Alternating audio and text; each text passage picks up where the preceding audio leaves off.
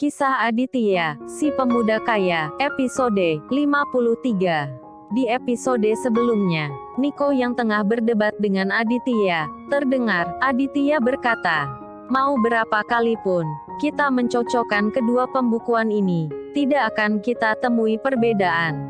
Sebab, kejanggalannya bukan ada di pembukuan ini, melainkan di instalasi sayuran, yang mengelilingi restoran ini. Makanya, semua itu, enggak masuk di pembukuan ini. Maksud kamu gimana? Coba kamu jelasin, ucap Nico. Setelah itu terdengar, Aditya kembali berkata, seharusnya, pasokan sayuran yang ada di instalasi sayuran di restoran ini, bisa mencukupi kebutuhan restoran selama 1 bulan.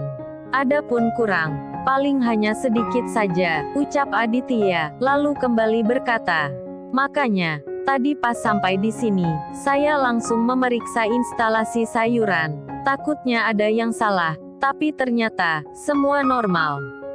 Setelah itu terdengar, Nico berkata, maksudnya gimana? Aku enggak ngerti. Mendengar ucapan Nico, Aditya pun berkata, gini Nick, sepertinya, sayuran di instalasi itu, bukan dipakai di restoran ini, melainkan dibawa ke tempat lain. Atau lebih tepatnya dijual, ucap Aditya, lalu kembali berkata, coba sekarang panggilin karyawan yang mengurus sayuran itu. Saya ingin menanyakan langsung sama beliau. Mendengar ucapan Aditya, Nico pun langsung memerintahkan salah satu karyawan restoran untuk memanggil karyawan yang bertugas mengurus semua sayuran tersebut. Singkat cerita, tak berapa lama kemudian, terlihat karyawan tadi telah kembali dengan seorang pria yang diketahui bernama Pak Cecep, yang bertugas mengelola instalasi di restoran tersebut. Setelah itu terdengar, Aditya berkata, apa Anda yang mengurus semua sayuran di instalasi yang ada di restoran ini? Iya benar Mas, sahut Pak Cecep, lalu kembali berkata, kalau boleh tahu, Masnya siapa ya? Dan apa kepentingan Masnya nanyain sayuran di instalasi? Saat itu, Pak Cecep tak mengetahui bahwa Aditya adalah pemilik restoran tersebut. Sementara Nico mendengar ucapan Pak Cecep, ia pun berkata, dia ini Aditya, pemilik restoran ini, dan dia juga yang dulu mengirimkan pada Anda buku panduan pengelolaan sayuran hidroponik. Mendengar ucapan Nico, Pak Cecep pun terlihat gugup, seperti ada yang ia takutkan.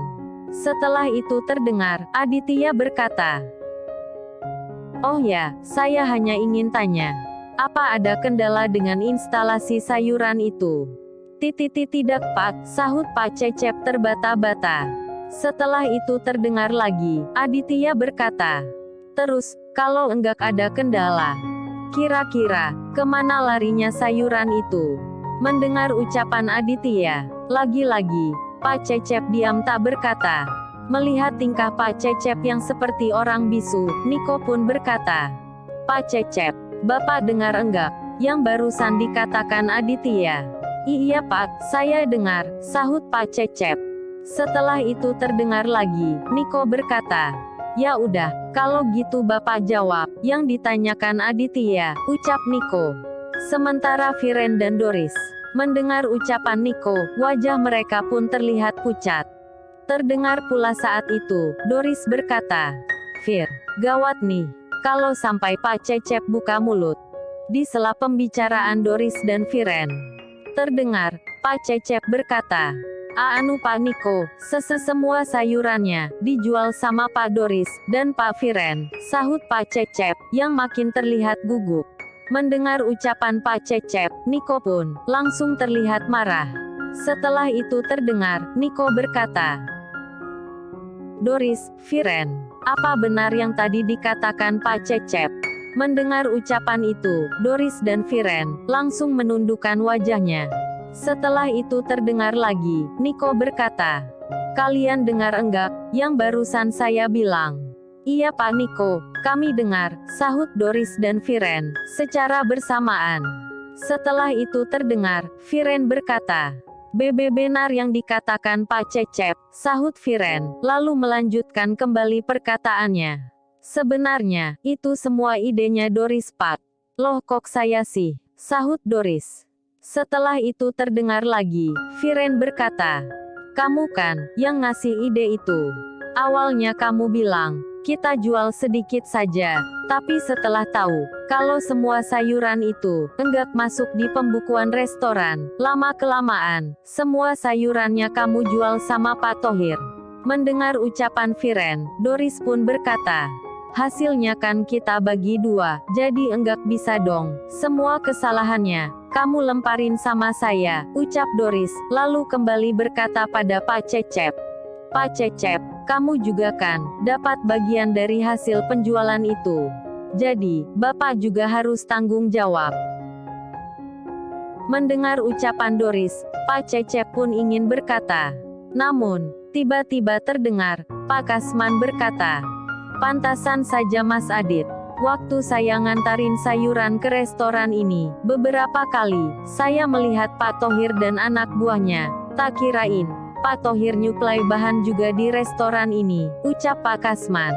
Mendengar ucapan itu, Aditya pun berkata, maksud Pak Kasman, Pak Thohir yang dulunya memecat Bapak ya? Iya Mas Adit, sahut Pak Kasman.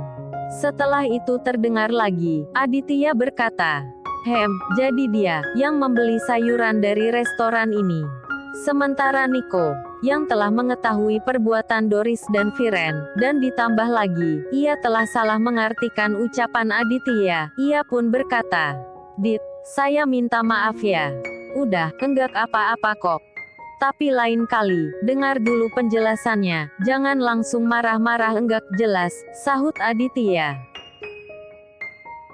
Setelah itu terdengar lagi, Aditya kembali berkata, oh ya Nik, tadi waktu saya di ruangannya Viren, saya lihat, enggak ada CCTV di ruangan itu. Dan bukan itu saja, melainkan di beberapa titik juga, tidak dipasangi CCTV. Mendengar ucapan itu, Niko pun berkata, perasaan, waktu ngedesain restoran ini, setiap sudut, saya tempatkan CCTV, termasuk ruangannya Viren dan Doris, juga ada CCTV-nya, ucap Niko. Mendengar ucapan itu, Aditya pun bergumam. Sepertinya ada yang aneh, gumam Aditya, lalu kembali berkata, oh ya Pak Viren, sebenarnya, saya sedikit penasaran. Kok bisa ya, tiba-tiba cincin Anda, ada di saku celana saya? Mendengar ucapan itu, Viren pun makin terlihat gugup, tak tahu harus berkata apa. Ditambah lagi, ternyata orang yang ingin ia jebak adalah pemilik restoran itu. Sementara Niko, mendengar ucapan Aditya, ia pun berkata, Pak Slamet, kalau Pak Viren enggak mau bicara, coba periksa rekaman CCTV. Mungkin, kita bisa temukan jawabannya. Percuma Nik, kejadian ini udah disetting. Ditambah lagi, tadi itu, Pak Slamet yang menggeledah kami, sahut Aditya. Setelah itu terdengar lagi, Aditya berkata pada Pak Slamet, oh iya Pak, tadi kan, Bapak yang menggeledah kami. Pasti Bapak tahu dong, kejadian yang sebenarnya. Mendapat pertanyaan dari Aditya, Pak Slamet pun hanya terdiam. Sementara Aditya, karena tak mendapat jawaban dari Pak Slamet, ia pun kembali berkata, ya udah, kalau enggak ada yang mau bicara, mendingan masalah ini, kita selesaikan lewat jalur hukum, seperti yang tadi dikatakan Pak Viren.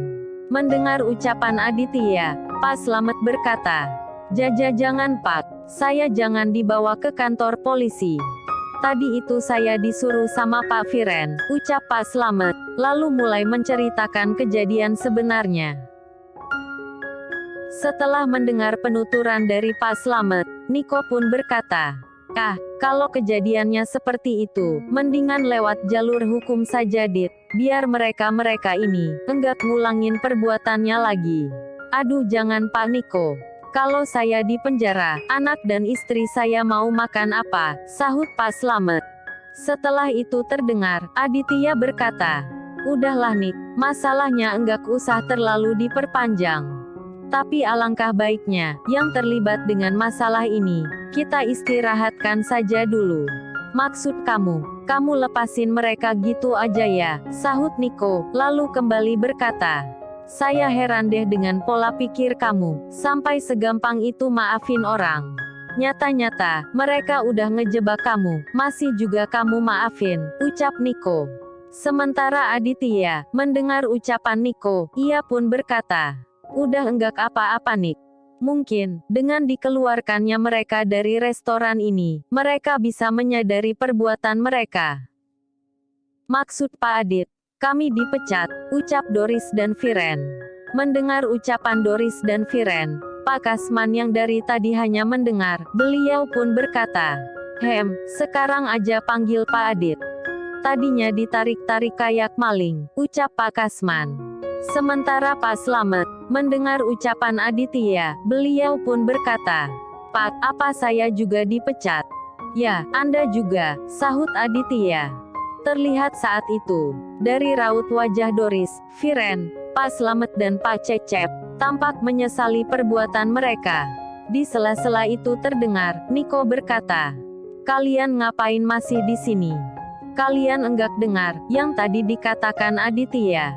Mendingan, sekarang kemasi barang-barang kalian, ucap Nico. Mendengar ucapan Nico, Doris dan Viren pun, langsung melangkah, diikuti Pak Slamet dan Pak Cecep. Setelah itu terdengar, Pak Kasman berkata pada Aditya, Mas Adit, sepertinya, Pak Cecep itu hanya korban deh. Apa enggak kelewatan, kalau Mas Adit mecat Pak Cecep juga? Mendengar ucapan itu, Aditya pun berkata, apa Pak Kasman yakin? Yakin enggak yakin sih Mas, sahut Pak Kasman. Kok yakin enggak yakin sih, ucap Aditya, lalu kembali berkata, oke deh, karena Pak Kasman yang ngomong, jadi, Pak Cecep tidak saya pecat. Tapi, kalau ada apa-apa, Pak Kasman harus tanggung jawab ya. Loh, kok saya yang tanggung jawab sih, sahut Pak Kasman. Hehehehe, bercanda Pak, sahut Aditya. Setelah itu terdengar, Aditya berkata, Pak Cecep, tunggu Pak, ucap Aditya. Mendengar ada yang memanggil namanya, Pak Cecep pun, langsung menghentikan langkah kakinya. Anda memanggil saya ya Pak, ucap Pak Cecep, lalu datang menghampiri Aditya. Setelah itu terdengar, Aditya berkata, karena permintaan dari Pak Kasman, Pak Cecep tidak saya pecat. Benaran Pak, saya tidak dipecat, ucap Pak Cecep, lalu kembali berkata, kalau gitu makasih banget Pak. Makasihnya sama Pak Kasman saja, sahut Aditya.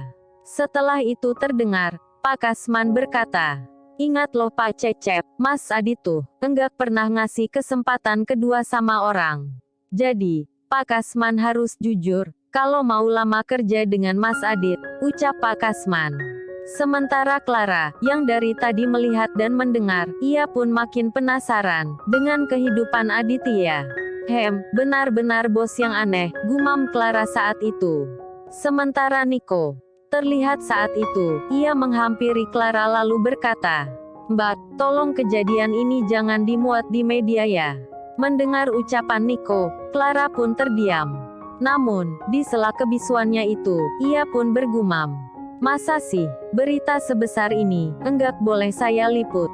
Pokoknya, saya harus cari tahu sedetail mungkin, tentang kehidupannya nih cowok, gumam Clara saat itu. Oke dulu ya gengs, sampai jumpa di episode 54.